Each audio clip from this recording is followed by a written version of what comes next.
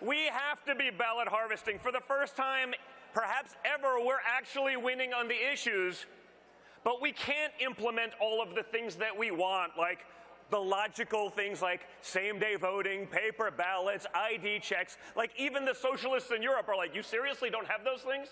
Like, they're left of some of the lunatics on the left here, and they're shocked that we don't. But guess what? While we want all those things as Republicans, we'll never get them if we don't actually play the game, right? The left has weaponized COVID. They weaponized the pandemic to change the playing field. And guess what? We can't implement the things that we want if we're not in control. So in the meantime, until we take over those institutions, usually in the state legislatures, it won't matter. So we have to play the game on the battlefield that they've laid out. We have to start playing the game aggressively like they always do. And if we don't do that, it won't matter. You could have whoever, the greatest candidate in the world, the greatest policies in the world, and a guy like John Fetterman would be able to beat them. Hey, guys, I'm the one that's willing to say this stuff because someone has to, because it's insane what's actually going on, right? And when I said, like, I don't know, it's sort of weird that Pennsylvania managed to elect a vegetable, they criticized me as being ableist. I didn't know what that was, but there's always an ist, right? There's always an ist, and it doesn't matter what you're talking about. And apparently an ableist is someone who discriminates against those with disabilities. I said, well, I'm not discriminating against an ableist. I'd love for John Fetterman to have, like, good gainful employment. Maybe he could be, like, a bag guy at, like, a grocery store. But, like, is it unreasonable for me to expect, as a citizen of the United States of America, to have a United States senator have basic cognitive function? Like, well, you make a solid point, sir. Why should a United States senator be held to a different standard than the President of the United States himself? So we have to fix all of that, right? But again, we can't fix it until we play the game their way.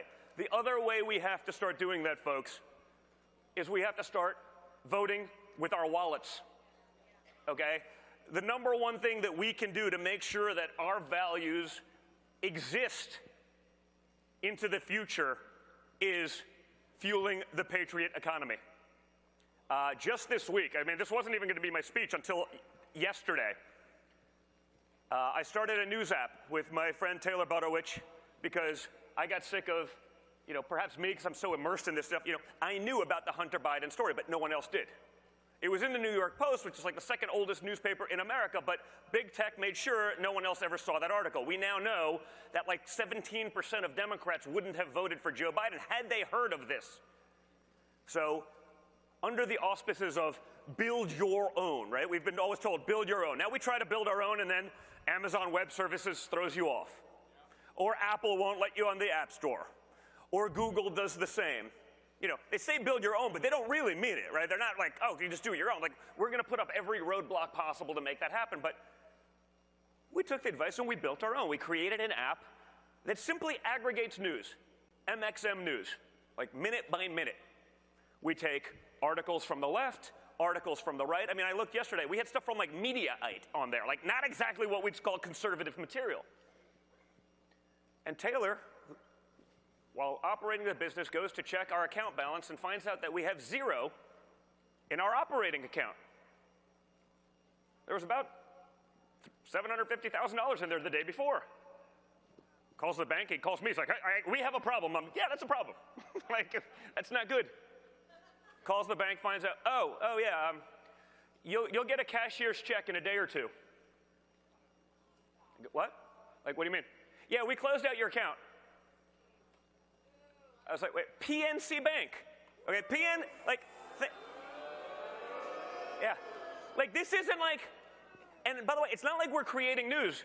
Like if I was talking about the Wuhan lab leak story as the most obvious thing in the world for the last 2 years, which I've been doing, like, I'm not even creating that. But because I'll show you the New York Times alongside a Breitbart and let you make up your own mind, that still to them is apparently an offense. Think about that. PNC Bank, a major national bank, but we've seen it all, right? I had Chase cancel something to do credit card processing, I think it was, for something I was speaking, because I was speaking at an evangelical event. Now, we understand based on the testimony of Chris Ray the other day that apparently, like, practicing Catholics are domestic terrorists. Just like concerned mothers not wanting their children to be indoctrinated with critical race theory, not wanting their children to be pressured into permanent life-altering sex change surgeries by their rainbow-haired teacher without parental involvement or consent. You know, those aren't people to worry about, but practicing Catholics, concerned mothers, those are the real threats, you know? Remember the guys that always commit the crimes? Like, yeah, they were on our radar. Yeah, they were on your radar, but you were too busy monitoring someone's grandmother who was